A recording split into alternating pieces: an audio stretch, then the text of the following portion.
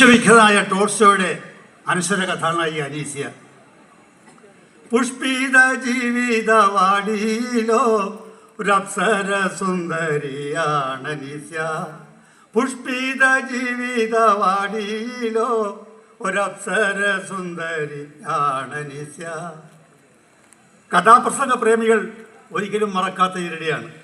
പുഷ്പിത ജീവിതവാടിയിലോ ഒരപ്സര സുന്ദരി ആണനീസ്യ. പൂവണി നിൽക്കുന്ന പൂമുഖാരാമത്തിലെ ഒരു ദേവകന്യയെ പോലെ സുന്ദരി.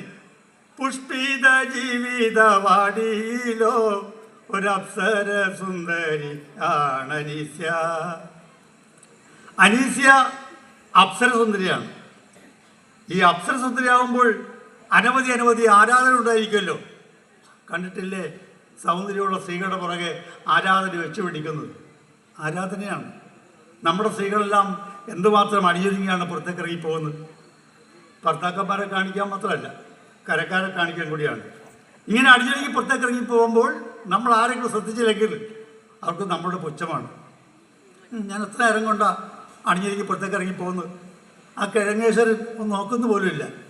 ശരിയാണ്, സ്ത്രീ സൗന്ദര്യം ആരാധിക്കപ്പെടേണ്ടതാണ്, ആസ്വദിക്കപ്പെടേണ്ടതാണ്. ഇവിടുത്തെ അനീസ്യയ്ക്ക് ആരാധകരില്ല. ആരാധകരില്ലാത്തവനിതൻ ആരോമൽ നായികയാണ് അനീസ്യ. ആരാധകരില്ലാത്തവനിതൻ ആരോമൽ നായികയാണ് അനീസ്യ. അതുകൊണ്ടാണെന്ന് തോന്നുന്നു. ദാഹമേ തീവ്ര ഹൃദയദാഹം ദാഹിച്ചു വാണനീസ്യ. പുഷ്പിത ജീവിതവാടിയിലോ ഒരപ്സര സുന്ദരി ആണനീസ്യ. അനീസ്യയുടെ പ്രായം 18.